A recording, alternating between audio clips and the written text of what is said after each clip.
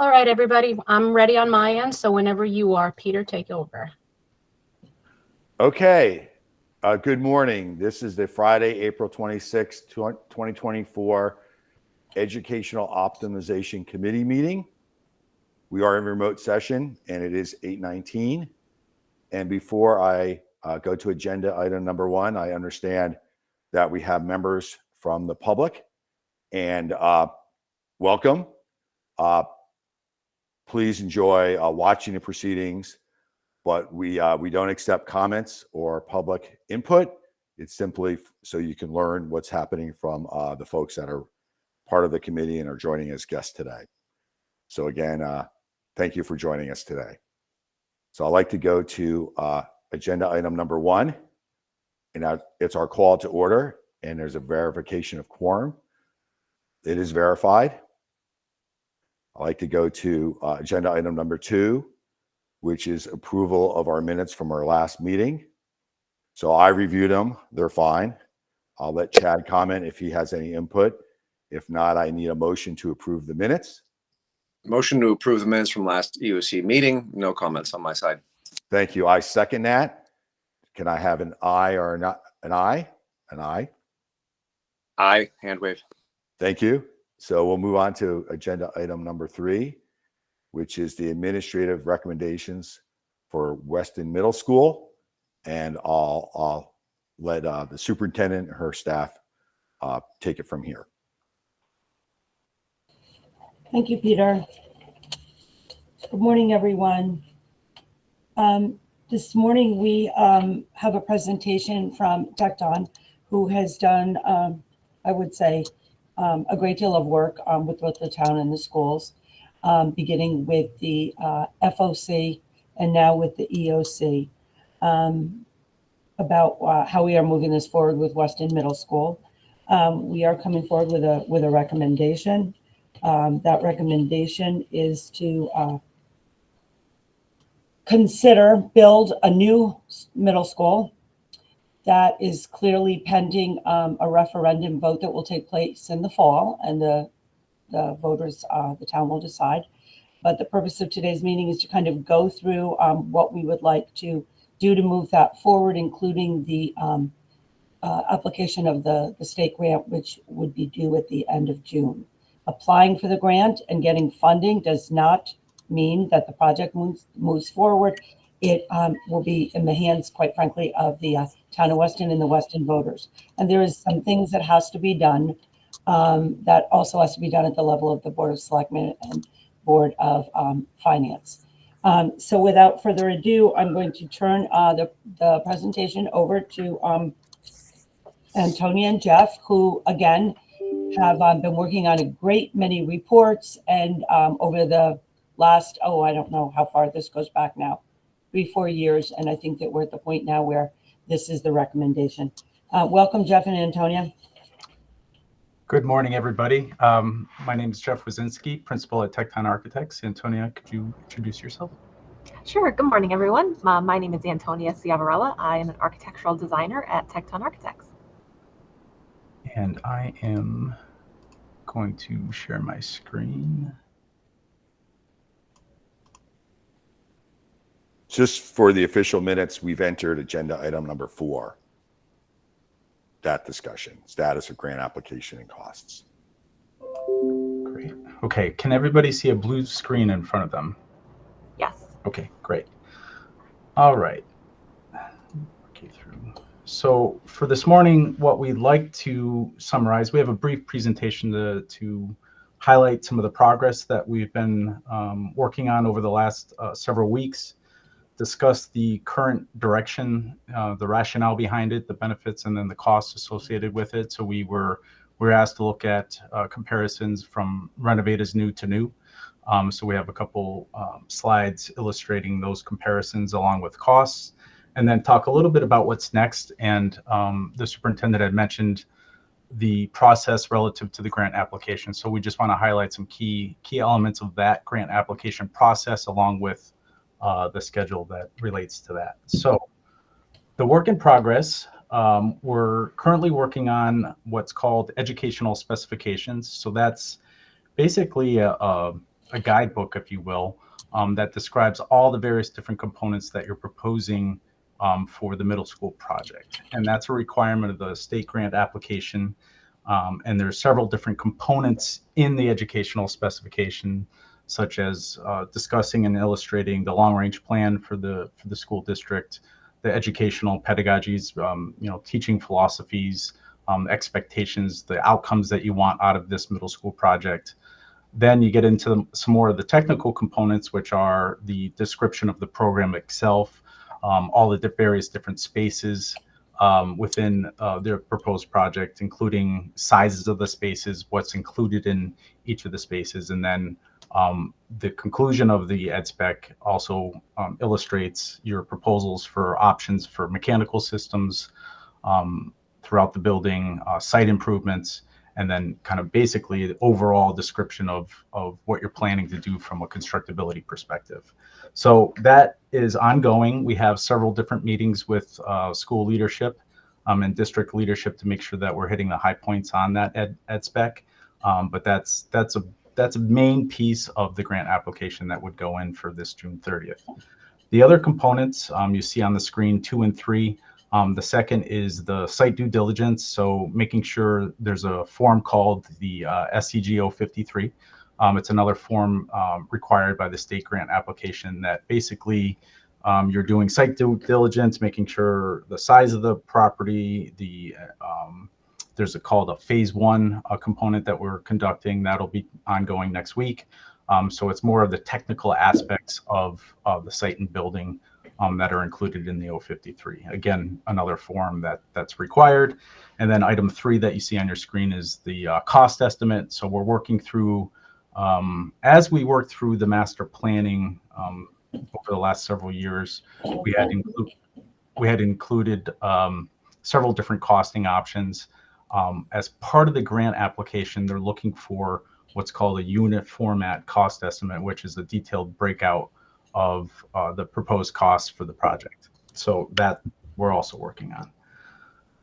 The next slide illustrates some more of the detail of the ed spec. I kind of give you a high level version of it on the screen on the left. You'll see some graphic illustrations. So there's narratives, there's what we'll call a room space program activity pages. So it describes everything that's contained in the room. So this document becomes pretty voluminous. It's probably about 80 to 100 pages when complete. And then in the middle of your screen, you'll see the various different components. There's about 6 different components to that document, and I kind of touched earlier on all of the items, all the key ingredients in that. And on the far right hand side, also included are a fair amount of graphics that illustrate basically the narrative that we put together, the diagrams of the educational program spaces and the adjacencies that are preferred. Now, to be clear, this isn't a design.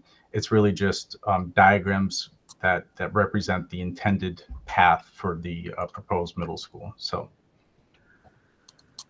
the next slide here is what's called a program document. And this is where we need to dig in with the school and district leadership to make sure that we understand and describe every single space in the building. So if you remember, we had a discussion relative to allowable areas with the state. So we want to make sure that we're at or below the allowable area to make sure that you maximize your reimbursement back from the state. So we're paying close attention to that. So for those that are following along, the projected enrollment is about 574 students. So when you do the math related to the allowable area, it's in the 98,000 square foot range. And then you add what's called a gross up factor, which is, your wall thicknesses, the chases, things that you can't, program as far as educational space. So the target that we're looking at is we want to be at or below the 104,701 square feet. So that's what we've done here. All of the colors represent various different components in the building. And then just as a frame of reference, The proposed project, if the community should decide to go new, is 104. Your existing middle school combined is 161,111. So you'll realize obviously some efficiencies within the the project itself, because you're optimizing the square footage and the educational space in the building. So again, blue is general academic core areas. Special education obviously is a key ingredient and component in today's middle schools. Administration, student health. So every different section of the building will be reviewed in great detail to make sure that we have it right. Some of the square footages, for example, I'll pick on the cafeteria and food service area.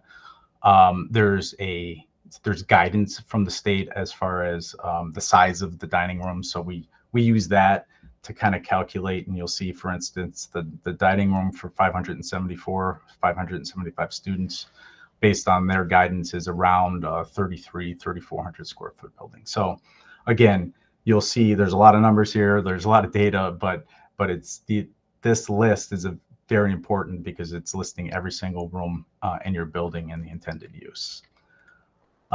So we summarize that. This is the summary page that kind of gives you the overall kind of buckets of where the square footage is in the building.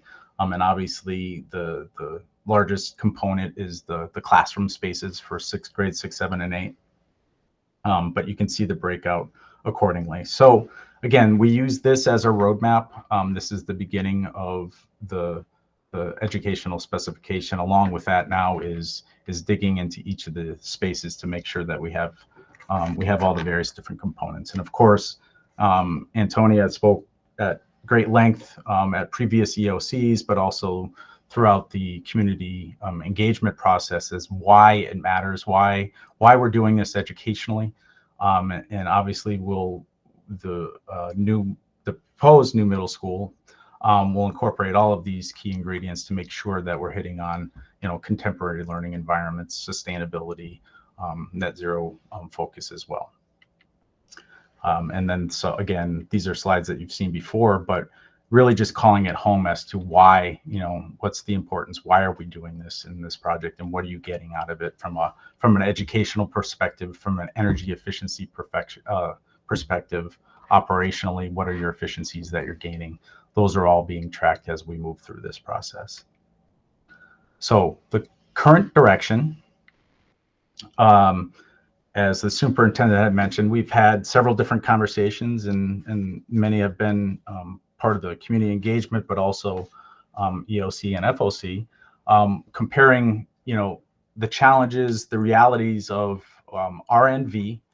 The term RNV here in the column, second column over, is called renovate as new, right? So renovations essentially versus new construction. What are the benefits? And we obviously, there's a lot more detail behind this slide, but we simplified it for graphic purposes. What are the real challenges when you put each option up against each other, right? Obviously there's cost, there's phasing, there's security, there's a whole list of various different areas where you could study and compare.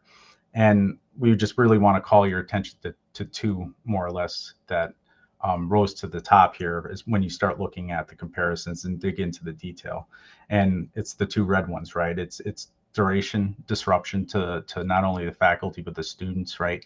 How long are you going to disrupt, the academic experience for students in the district? That was a key piece and a key discussion point, and the reason why we've migrated more towards the new option. And then obviously phasing, right? How do you pull this all off and then occupy it? And this in Weston's a bit unique in that, it's a campus, right? So we really need to pay attention to phasing, logistics, security along the way, and adding complications to a complex phase renovation to an existing building that has a lot of challenges becomes, in some cases, and I'll show you this in a minute, more costly as well. So that, again, a lot of data behind this, but summarized it graphically for illustration.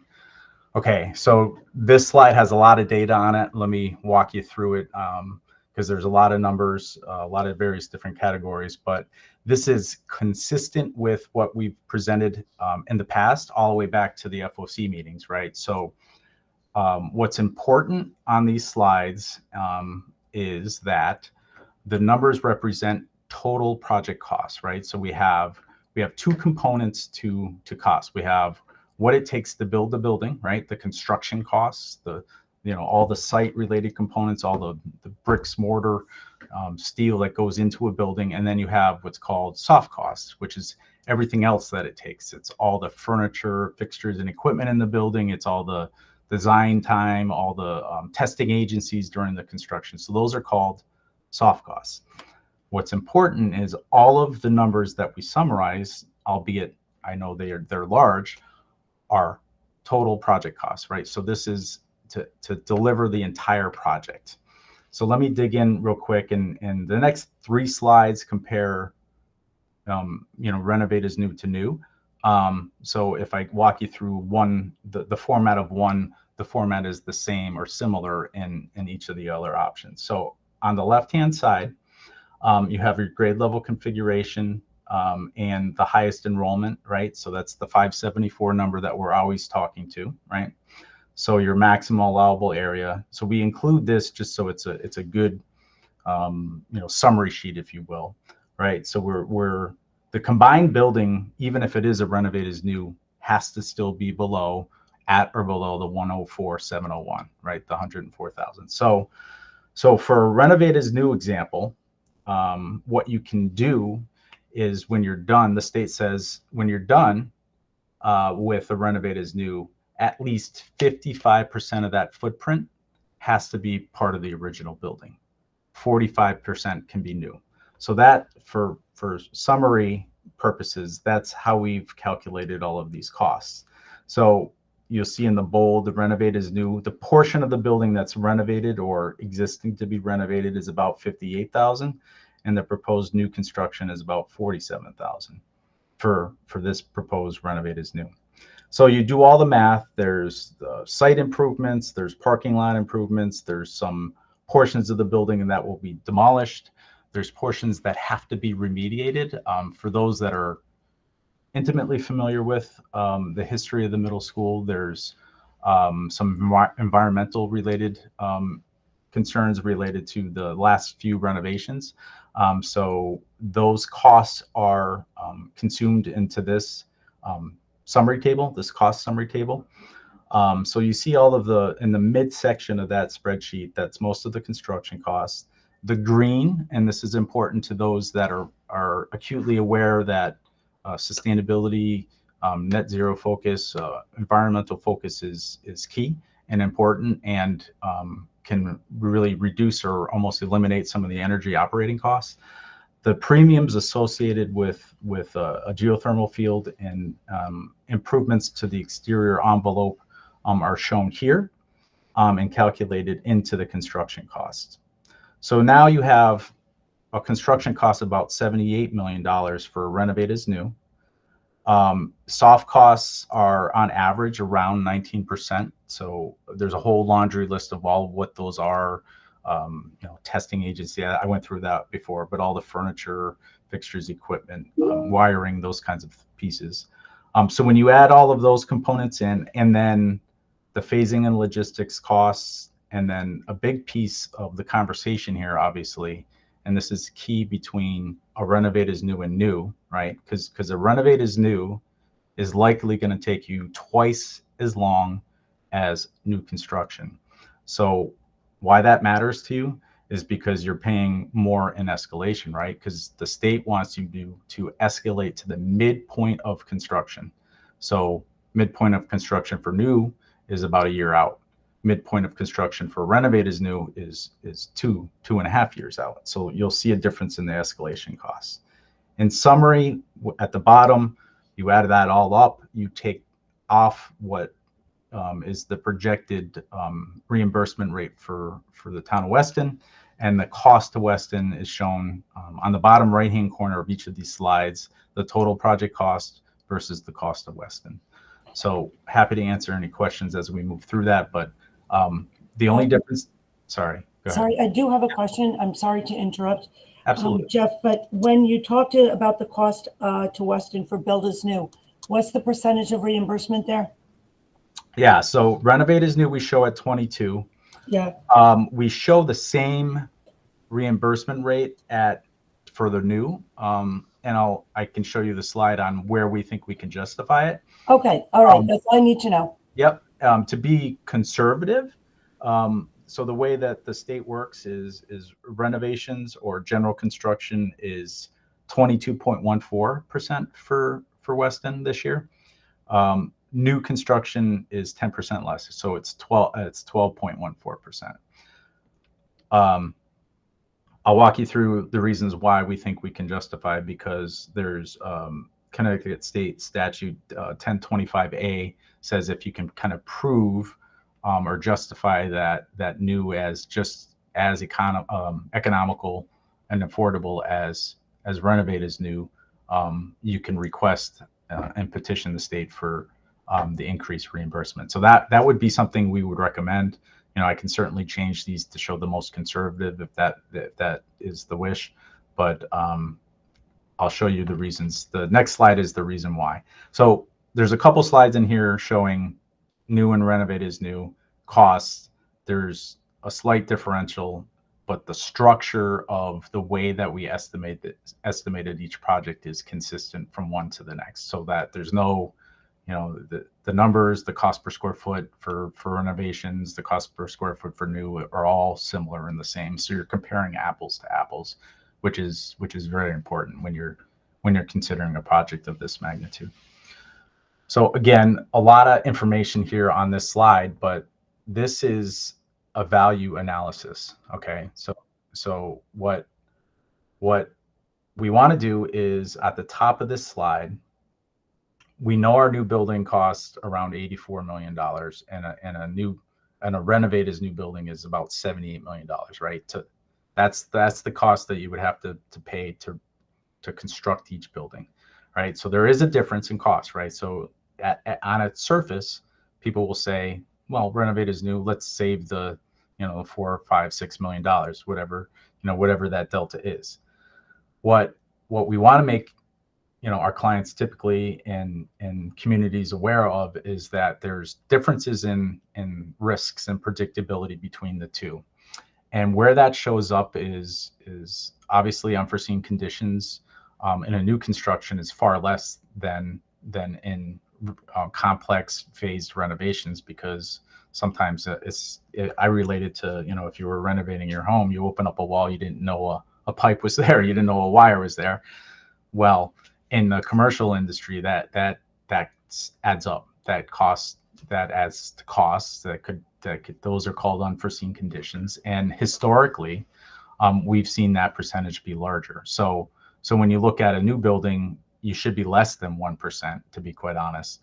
And a renovated as new, when there's multiple different vintages of a building, that gets a little tricky. And you know, so again, these are numbers that when we present the total project costs, I'm not saying you have to spend that money. What we're suggesting is that's what you're requesting from the state for the grant application, right? If there's efficiencies along the way that you find, great. You don't have to spend it, but you really only want to be conservative in your approach to these projects, certainly at this phase. So we look at unforeseen conditions, right? So there's a delta there. The biggest piece is the next, you know, three components really where it adds up, right? So the value, what the justification, what we're trying to say on this slide is what are you really left with in your building as far as value, right? I understand the costs that I've got to pay, but if the community is putting in $2 million more because it's of general conditions, you know, keeping things going, temporary fences, temporary walls, because the construction time frame is twice as long as a new construction, well, that's $2 million you're not putting into your building, right? That's $2 million that you're not putting into your building. You know, if you're renting a trailer for almost twice as long, that's another $900,000 that you're not, you know, that's something that you'll never get back. You're paying for a temp trailer. So these are all value items that you cannot put back into your building, right? So when you look at the investment, what you're left with, when you add these up, there's a pretty significant delta. So in our opinion, if we can simplify the construction, if we can consolidate the construction, if we can create more predictability with the project, the value you're left with is far greater when you start to look at, what we've seen lately is, because the industry has been somewhat, I'll call it busy, is the more attractive projects are the cleaner, more concise, predictable ones for everybody involved, right? For contractors involved, subcontractors involved.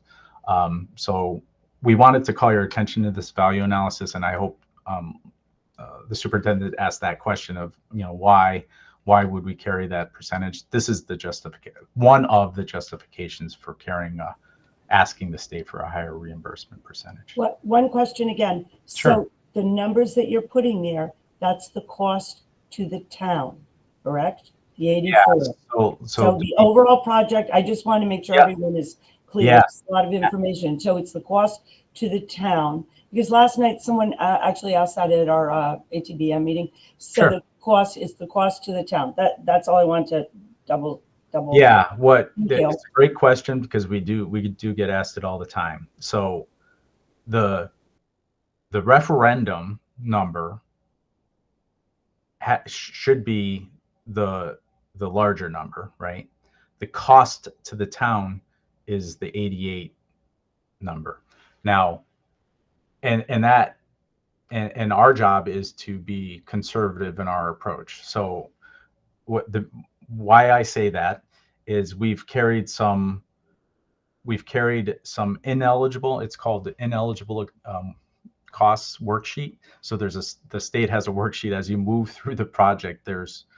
So if you're doing work that's off your property, the state's going to say, we're not going to reimburse you. So there's some percentage of the work that could be ineligible on your particular project because you have a campus. I'm not quite sure what that would be, but to be conservative in the cost and value perspective, we carried about 1.5% of the project being ineligible. Where that number lands, it's probably going to be less than that, but we wanted to make sure we identified that. So to be crystal clear, the 111 is the total project cost. The cost to Weston is projected around the 88 number. And again, you don't have to.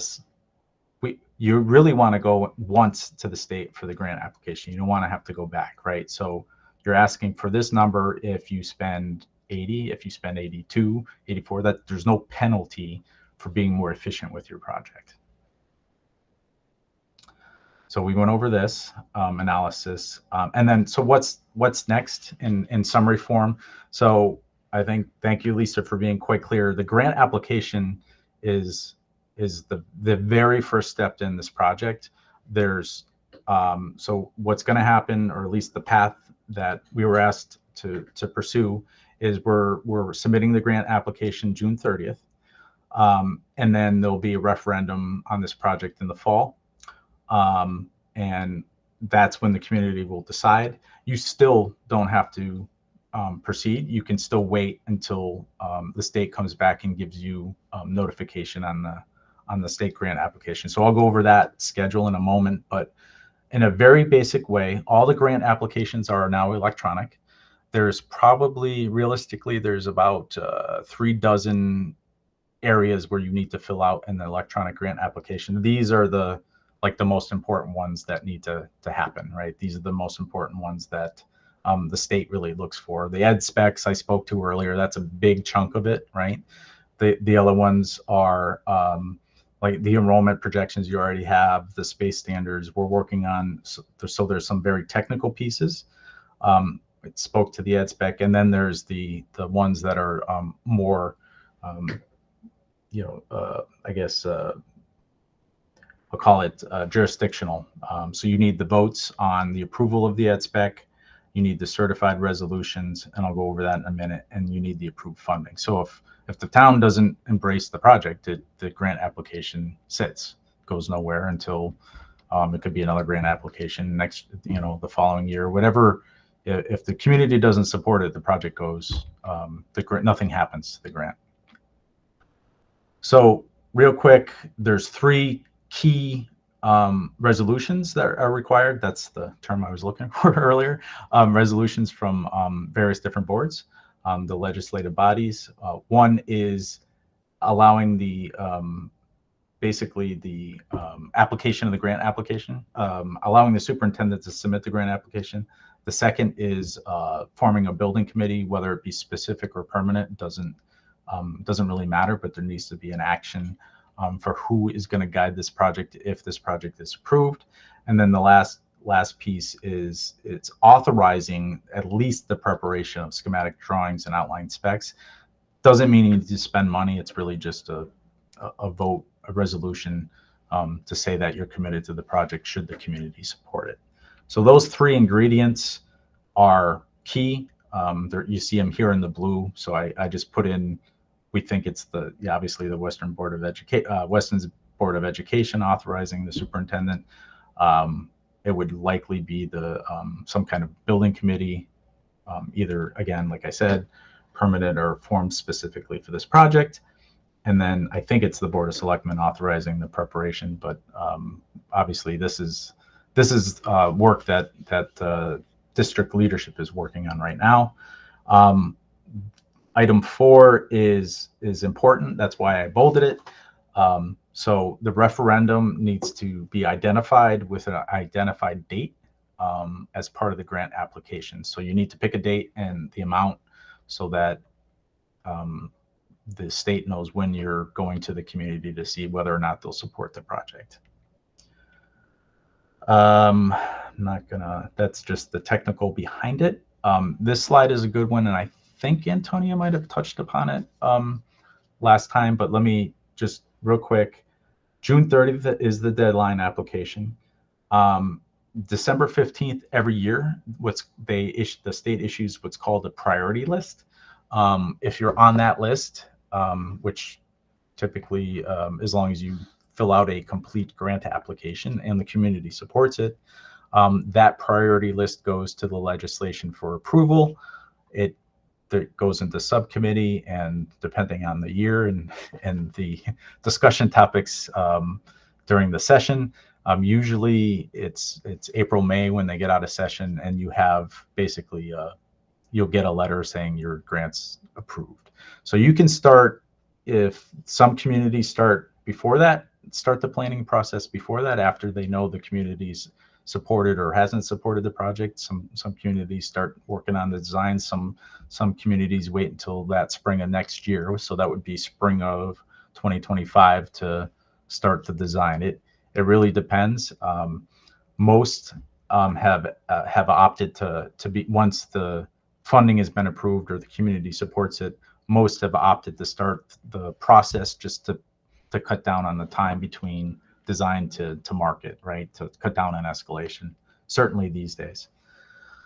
Okay, last slide is the summary schedule. Again, you've seen this. So we're working towards, obviously, the June 30th deadline as best we can. There's some key resolutions that need to be resolved, whether they stick on these dates or not, to be determined, but we need basically certified meeting minutes for all of those resolutions. Those are the key ingredients. All the other stuff is technical that we're working on, as I mentioned. So we like to submit early, and we'd like to request a meeting with OGA because there's a lot of new folks there, but suggest a meeting just to make sure, hey, we submitted our grant application. Do you see anything? Do you need anything else? You know, those kinds of things. So we've done, last year we did 4 of them for various different communities. This year we're working on a couple. So on average, the state receives probably around 8 to 10 or so a year. And those are all published and on the state's website if people want to look at the magnitude and the types of projects that have been approved in the past. They have everything on their website. So I know that was quick, but certainly happy to answer any other questions as far as process or what we're working on. Thank you, Jeff. That was great. I have heard this or variations of this presentation several times, and it's finally all clicked with me. So I'm sure that people that have not perhaps heard it as much do have some questions. So I don't know if any, Chad, Peter, we have the principal here, the assistant superintendent, the tech director, the facilities director.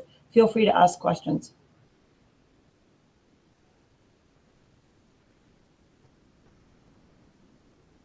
Okay, I'll start. So we go along, right? We're ready to go in. Let me see. Let's say the scenario is summer, fall, commence construction. That is 2025. Correct?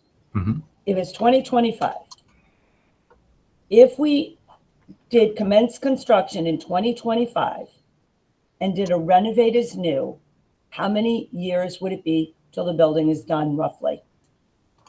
Can I? Is it like 2.5, or I'm trying to get the difference of, Let me see if I can. yeah, like how long does it take for this building to be either renovated, or how long does it take to be built? So this is a sample schedule. So let me. Yeah, that's the one I'm remembering. Okay. Yeah, let me do this. Okay, so everybody can see this now? Yes. Okay, great. So, all right, so here we are, June 30th, right? Jeff, we don't see the full screen view. We just see the. Oh. Yeah. Hold on one second. Yeah, this gets a little tricky with window entire screen. How about now? Yes. Okay, sorry about that. Okay, so here we are in the second quarter. We submit June 30th. We wait till December, 15th as I mentioned, priority list. Mm-hmm. You can start that process if you want. You got to go through the selection of the OPM, design team, CMR, builder, those kinds of things. So you got to go through this process again. So if you did that and started in basically the second quarter of 2025, the design phase typically takes around this amount of time. It's a lot of work to get through, because obviously you got to go through. There's three main phases of design: schematic design, which is getting the plan kind of formalized, getting layouts, getting all the size and location of the spaces. Design development is then talking about every single space and making sure we get all the detail in the space. And then the construction document is putting all of the plans and specs together. So that takes about 18 to 20 months. Could you shave some time off that? Possibly. But if you were to look at a phased renovate as new, in today's day and age, I think you're talking anywhere from 3 to 4 years for this size. Could you slide it and pick up maybe 6 months to a year, maybe, but this is what we've seen on a fairly consistent manner. So we're working on a renovate as new now for an elementary school that was half the size, and that took, just because of logistics, lead time with certain pieces of equipment, that's taking about 30 months. Yeah. Okay. It was a 4-phase project. So, Okay. what you do is you would build the addition first, right? And then you could move the students in there and kind of shuffle them around the building. So students would also be moving into various different portions, probably 3 or 4 times. And then a new construction Yeah. would take about, I don't know if I have that one, would take about half of that time. That's what I thought you said. So Yeah. probably 3 years, maybe a little bit less. Yeah. And the other thing that you can could look at is, if you, like, remember I was saying communities, once should the community support it? oftentimes the town district they'll pull this back a little bit because there's no real risk. The spring legislative approval, that green one that you see up here, you just don't want to have a shovel in the ground before that date, because that's your grant commitment letter. But most of the communities are pulling this yellow back, because obviously every month you save is every month that you save an escalation, and over the last 2 years that's been pretty substantial. So even on a renovated new, I still think you can maybe save a year. Definitely on new construction, you'll save at least a year. Yeah. So another question, sorry. So let's say we go through all of this, put in the application, that we have the referendum, and the town says, votes it down. So then the grant application is just null and void, and we have to start again in June. Yep. Yeah. So there's no interim option. So Okay. if the community, and certainly that's happened in the past, you're not throwing away the information that you've created. It's still valuable. All of the technical pieces, like the phase 1, all those things will still be, could apply to a future grant application. You would just have to file again the following June. So you every year that it's either not supported or you don't submit is a year that you have to push out. Okay, and so it just kind of sits, and it probably would need to be refiled, tweaked a little bit, and then refiled, and we would try again and vote again. All right, I'm just trying to understand Sure. sort of the timeline of what happens. Now, what if we go for the state, and I think we have a really good case to get the higher level of reimbursement, and they say no, then what happens? Well, yeah, and that's where, I think, to be fully transparent with the community, I think you got to identify those risks, right? I think Exactly. the base case is the 12%. The improved case is the 22. And I think if you were to look around at other communities and how they've influenced their own projects and how they've influenced the state as far as gaining their support, I think you could maybe take those as precedent examples and I guess guide to a successful conclusion. Basically, there's other communities where they petitions for a change in reimbursement rate, all kinds of allowable area increases. So I think that's probably a conversation for another day, but Okay. it's happened in the past, I guess is my point. So, because I think that's the big thing. We have to be very transparent with the community about Sure. the potential costs here. So you had said that the referendum would be the overall cost of the project. So for the referendum would be for something like, we build a new school for, I'm kind of, off the cuff, 110 million. Then would it state, then you would also state anticipated reimbursement for this, anticipated reimbursement for that. So people would see the risk. Yeah. So I've certainly seen communities, protect their referendum so that, if the community is being asked to support a project of this magnitude, there's some protection there to say, well, you have to get, X reimbursement. As far as the legal language in that referendum, I can pull some examples for you. I think council will help you there. But to answer your question, what I think you're asking is can you put protections in there to say, so the community understands that. Exactly. And understands what they're voting for? Yes, you can. What's important is you need to make sure the community understands that they need to support the overall project costs. Okay. With the presumption and with the understanding that they're going to get whatever for, reimbursement back from the state. So Okay. There's a way that you can word it. I think we can get some examples for you. And Okay. Yeah. I just I worry about people seeing a number and not understanding the number. And I don't want to mislead anyone because, you know, we have a fiduciary responsibility to the taxpayers of Weston. There's no commercial property base here.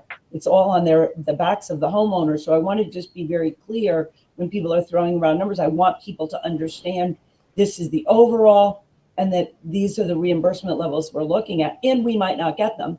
I do think we have a very good chance of, but you know, Yeah, we just need to understand the overall. Yep, number. absolutely. I think there's a way to communicate that in what I think people are voting on. And then I would also suggest that there be an open dialogue with your various state representatives to talk about that financial impact to a community, and is there possibilities to modify those percentages, reimbursement percentages, because that's certainly what some other communities have requested. They don't always get it, but it's certainly worth asking, opening up that dialogue. Yeah. And one last question. And when you go to a referendum, let's make up a month. You're doing it in the fall. There is a blackout period where none of this can be discussed. Is that correct? Yeah, it varies by the community, to be quite honest with you. Some it's if you identify a date. Okay. If you identify a date, then from that date forward, it has to be just factually based information, and then you would have to send your material. So in other communities, we've created a factual sheet on the project. Yes. Sent it to the I think it's the ethics board at the state to make sure that there's nothing for or against the project. You know, they make sure it's fact based, so that people in the community have the information they need in order to make their own decision. So I've seen it based on, if you set a date, I've seen it based on like 30, 60, 90 days before the referendum date. I'm fairly certain it's based on your own bylaws, and I don't know. Yes, I believe so. Your bylaws well enough, but I'm sure council would be able to guide you on that. Well, and that's important to know. I didn't realize about the ethics board, that they review that, because look, we need to obviously respect the democratic process here. Yeah. And I just want to make sure that we do that through this whole thing. All right, I'm done with my questions. Chad, Peter. Yeah, let me jump in then, Lisa. Thank you, Jeff. Thank you, Peter. Thank you, Chad. Yeah. So a lot of this hinges to Lisa's question on this reimbursement rate in the following way. This is a little like a perfect example of, measure twice, cut once, which is the argument that you have here for build as new is really quite compelling, because if we get that reimbursement, we're talking about a better facility, faster, better student outcomes, et cetera, for essentially either the same or maybe even slightly, as you've amortized the value, slightly less total cost. So the question to you, and I guess we don't even have to necessarily document this right now, but this is definitely a to-do, is what are all the steps and all the things you can show and justify to get that reimbursement number? Because if we do, I think it's actually a fairly straightforward argument for why this is so much of a better option. There's one other thing you left off of that slide that shows all the advantages, where you have the green circles and the red circles, is also, if we do renovate as new, you're talking about your middle schoolers and the faculty administration in that building living in essentially a construction zone for 3 years, maybe 4 years.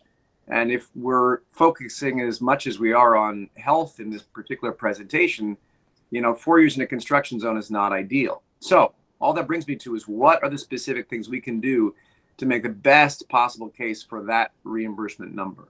And then I'll go on mute and just let you talk, okay? Yeah, no, that's a great question. So our experience has been that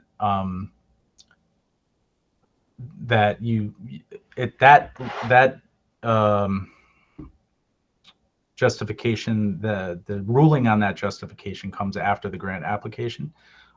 So in another community, they were looking at, similar to you, it was 2 different buildings, but they were looking at optimization / consolidation. So they were making the argument versus, we have this amount of building to renovate, similar to you, right? You have 160,000 square foot middle school to renovate. We could do that, but we don't, it's more than we need. We want to do this, and we think it's more economical. So it's a similar kind of related argument. And that ruling came kind of early in the design phase. So it came before they started the community started investing real dollars. So I'm not sure when, there's no, you have to petition, they send a letter. So there's no real deadline to that. But I guess if the community, which rightfully so, if there's a real concern about that, maybe there's some way that you can, the community could craft it in that, it doesn't proceed unless this happens. I don't know. It doesn't, that letter is not going to come before the grant application. I guess. Well, I guess I'm not even necessarily asking about that of like some sort of a carve out an if then sort of statement, but rather, right. I guess it's more of a call to action to all of us, which is, I think that our argument about how this could be reimbursed at that rate really needs to be absolutely top notch and buttoned up. And we probably should even sharpen our pencils a little bit on this and see, are there other efficiencies? Are there other factors that you can show to even try to make that case more persuasively?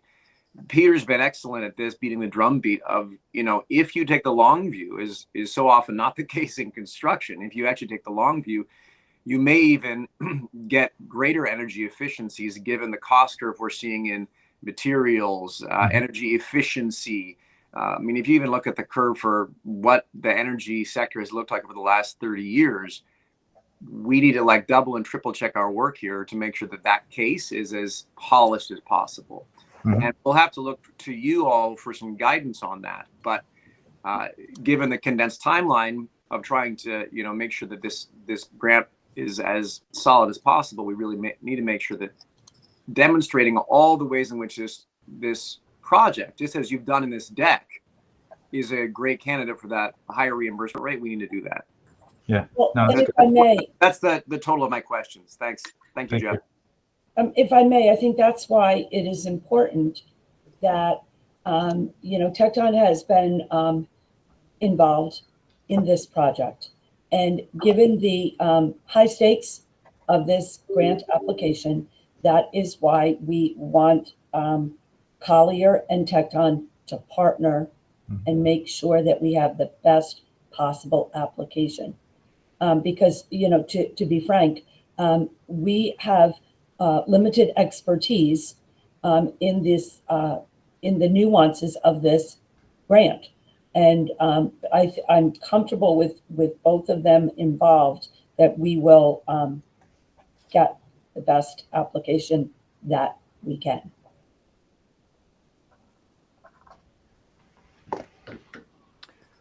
So let me continue our discussion. First and foremost, I know we have a lot of people in the public that joined us today, and where I started the meeting was we welcome you. Thank you for listening.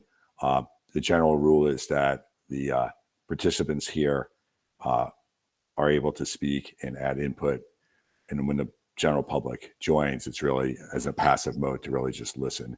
But we'll have plenty of time to discuss a lot of these dynamics in the coming months. Secondly, during I guess I'm the shepherd here for about a year and now, officially for 6 months. And I wanted to return to Jeff, if we may, to 2 slides. One that Chad referred to, which is sort of the plus and minuses slide. And then the second would be the build as new to add some risk mitigation thinking. So let's go to the plus and minus slide because I have a very specific question on that. So I'll let you share your screen.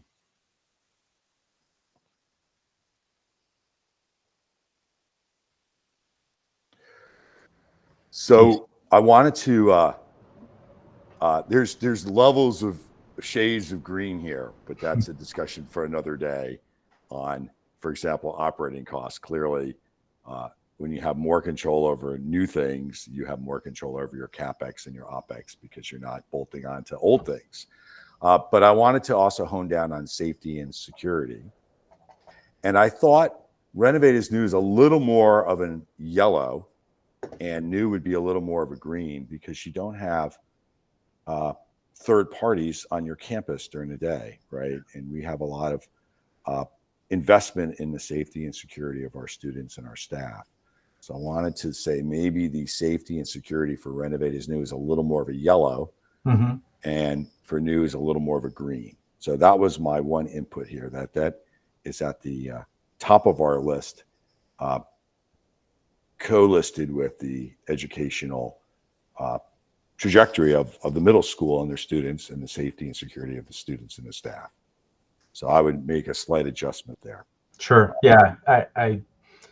Yes, I understand the comment and the direction there. I think one of the comments that we received, and we just want to make sure it was crystal clear along the way, is that, between Renovate is New and new, when the building's complete, both can be, safe environments. And but I understand where you're coming from. Now you also have people there building is new, but they're cordoned off, right? They're building new, right? I mean, the security apparatus can understand that. When you have people sort of integrated into our educational spaces in some respect, that could raise a concern.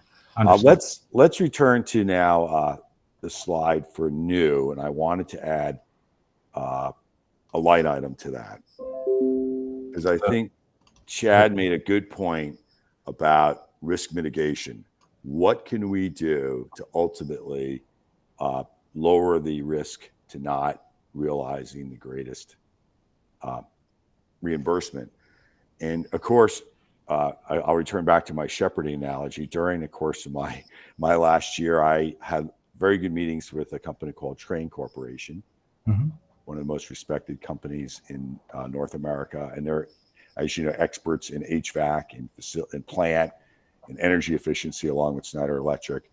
And what they introduced to me was the idea of using IRA, Inflation Reduction Act, federal funds that actually mitigate the risk when you build for new, because you actually get a greater reimbursement from the federal government on new plant in a new building, right? So in a sense, it lowers the bottom line estimated total cost to Weston for that. So that would be a risk mitigation, enhancing the application for a greater reimbursement rate. So that's not your purview, but I think it should be understood that there's other funding mechanisms that drive, if the choice is Renovate is New versus new, it would drive the decision towards new, because you have federal monies that's amply available and looking for new projects and new plant and new energy efficiencies and all that.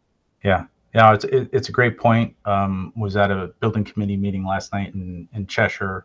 They're pursuing. They're a little further along. We're in construction document phase, but they're pursuing the IRA, which they're one of the first communities, I think, in the state of Connecticut to actually do the direct pay with the IRA, and it's substantial dollars. So we have geothermal systems, some combined air-to-air and air-to-water heat pumps, and they're projecting likely around a $3 million rebate back from the IRA, through the IRA, and then another $500,000 for each of their buildings from Eversource. So that program is starting to take shape and hold, and there are very real dollars there. So great point. We had a slide, I excluded it, but that would absolutely be something that, and what that takes is, it takes the entire community, the town, to make sure that there's an initiative there to make sure it all happens, and that's what Cheshire's working on, is that they're working with town councils, working with the school building committee and the school board, or the board of education, to make that happen. So it's pretty substantial dollars. So yeah, thanks for bringing that up. Right, a branding or a focus in sustainability actually not only saves you capex and opex, but actually lowers the cost of building. So So you get actually upfront, midterm, and long-term Mm. benefits. And Yeah. I think that's where Chad was taking us. What's the Yeah. longest term view we can take? Yeah, Peter, can I jump in for a second on that point? Sure. Yeah, and Jeff, this is some homework for Tecton, which I will give all of you. I'm not an expert in this space, but it's a space that's evolving quickly, which is this slide and this entire deck should also reflect any changes in next gen building materials. And if there are advantages in a build as new versus build versus renovate as new. I'll give you just one example. I don't know the exact stats, but I believe concrete is the second most consumed commodity on earth after only water. And concrete itself, I think, accounts for the seventh largest sector of emissions. I believe so. It's massively wasteful, massively consumed, and also quite expensive. That field is moving really quick. So even in the next, year and a half before, and again, the town would have to vote on it. So it's an if, not a then. But even in the next year and a half before anything that would be approved by the town is shovel ready, it's partly going to be, the homework of Tecton and everyone who's building these days to absolutely have the latest and greatest information about building materials. And this slide should reflect if there are cost savings potentially that can be optimized in either of those scenarios based on using next gen materials. Yeah, Chad, that great point. So it's what we do. So the sustainability embodied carbon, that analysis is integrated into our design process. So that is something that we do as a matter of course. And certainly there's been quite a bit of advancements in green technologies when it comes to concrete and concrete mixes and embodied carbon and recycled content. In fact, we had a manufacturer come in where they're replacing things like so they used to use fly ash, right, for filler content, and now they're using recycled glass. So the calculations of embodied carbon come way down. It's an interesting topic, and there's ever evolving, and it's certainly something that would be at the forefront of this project, any project really. So that sustainability, net zero approach, those are all components that I think are now they're part of the design process. So, yep. Thank you. Peter, back to you. Yeah, thank you. So we started a little late. We're bumping into maybe our last few minutes. So I like to wrap up this agenda item, but I don't want to not let one of the administrative staff ask a question if they have one last question. If not, thank you for the presentation. And I think, as the superintendent says, it's a very transparent, informative session. I think we know the landscape. We're learning and understanding the landscape better, but it's now been presented. So I'd like to wrap up this agenda item and move to our next agenda item, if I may. Thank you so much, Jeff and Antonio. We'll be in touch because clearly we have to share this important information with other board members, etc. But it was great. Thank you. Bye. Thank you. Have a great weekend. Okay, thank you. So the next agenda item actually feeds into the last agenda item. Again, in my self-described mode of shepherd, I, a year ago, worked with IDEO, and we received some interesting information from this world-class educational space, industrial space, and now sustainability space consulting. I think it may be the only one that's ever obtained a free webinar from them, but we do have a chance to bring them in the short term to inform the process that's been described today, to look at what happens inside the buildings from a perspective of ed spaces, partially on curriculum, but with a flavor of 21st century sort of healthy buildings. And I wanted to see if we can agree on a date where there are folks, I think they're out of Boston, could hold a remote session for the interested members of the administration and probably Chad and myself. So any ideas, Superintendent? Sorry, I was unmuting myself. Sure, I think that we need to figure out specifically who needs to be there, and we need to then schedule the webinar. I don't know the flexibility of the flexibility of that particular schedule. Yes, on they the need other end. they need 2 weeks heads up. So Who would you recommend be there, Peter, given the nature of the webinar?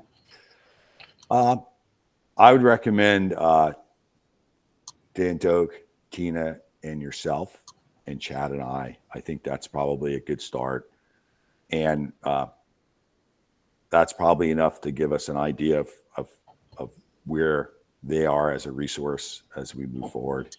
And then we can decide in the fall how we utilize them, given some of the project management slides that we received over a year ago now. So that'd be sort of a vetting hour and a half with them, and then we can work with them on where they fit into the larger plans in the fall when we're explaining and engaged with the public, so the public really has an understanding of what the project and particularly in this case what happens inside the buildings has that, for the potential of what's going on. So I would recommend that our overall coordinator of my life, Jody Saketa, sort of spearhead the mutually convenient time to make that happen. If you could please do that, Jody. Excellent. So we'll look for that maybe within a week, and then we'll schedule it. And both you and both Chad and Peter, correct? Yes, and we have I think.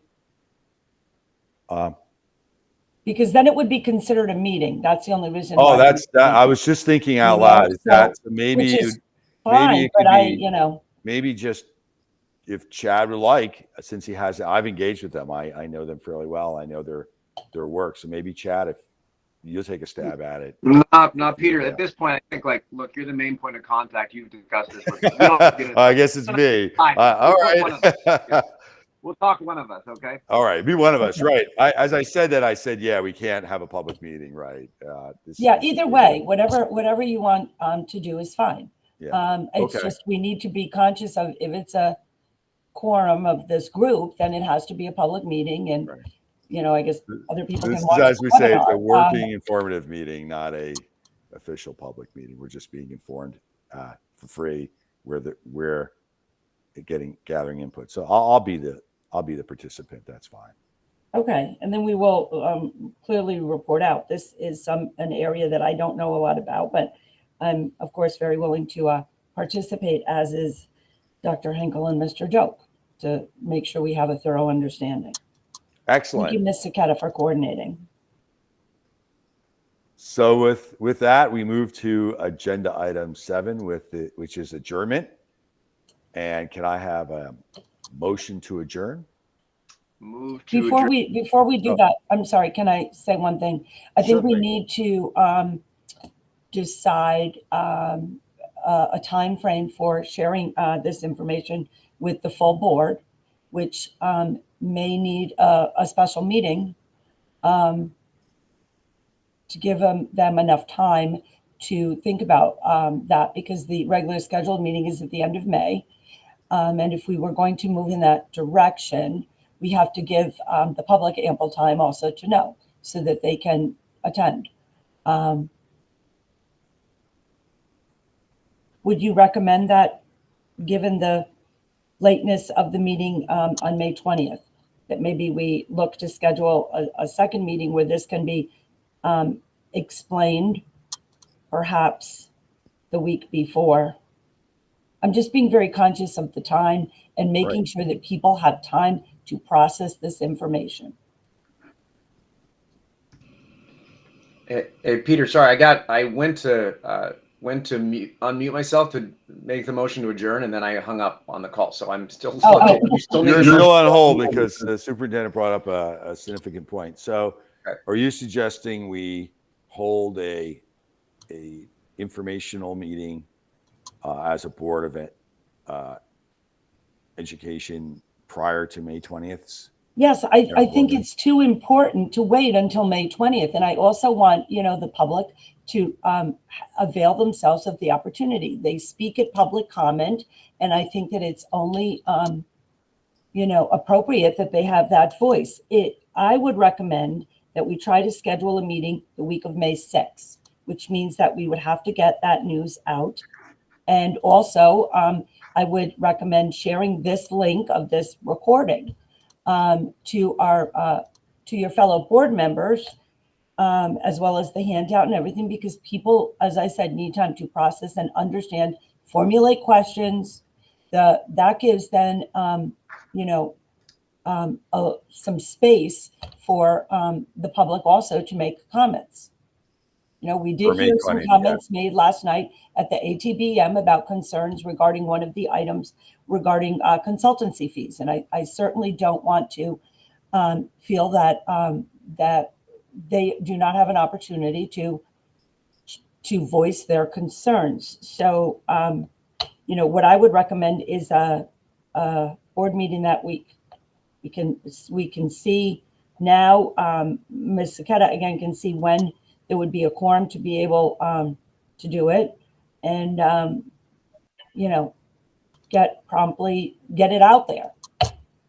Yeah, building on that, as one that I accidentally hung up, Lisa, I was actually thinking, Peter, even though it's more of a scheduling headache, why don't we try to get the IDEO meeting actually as a public meeting as well, have us both join? It'll be harder to schedule, but then to your point, Lisa, that information will be broadcast, more people can be in the loop about that, and I think that's some interesting information for folks to know. But I think you're right, Lisa. A much more high priority would be an actual meeting on this in which people can participate, chime in, share public opinion, etc. Lisa, are you suggesting an evening or during the day meeting with everybody? This meeting could not be during the day. During the day. No, it's an Board evening meeting. Board of Ed meeting would have to be in the evening.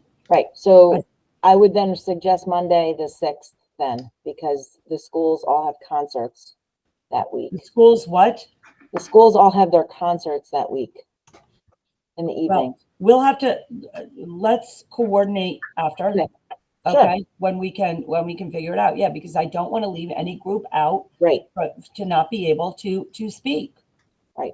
So I think that we need to offline Sorry. coordinate a date and see, and then get the word out as soon as possible. Is everyone comfortable with me pursuing that? Yes, it's excellent. Okay, just want to make sure. Yes.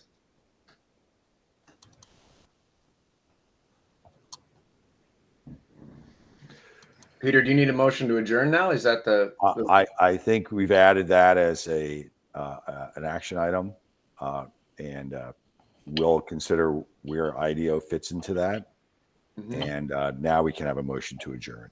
Okay, move that we adjourn the EOC meeting on Friday, April 26th. I second. I Aye. say aye. You say aye. Meeting adjourned. Thank you, everyone. Thanks, everyone.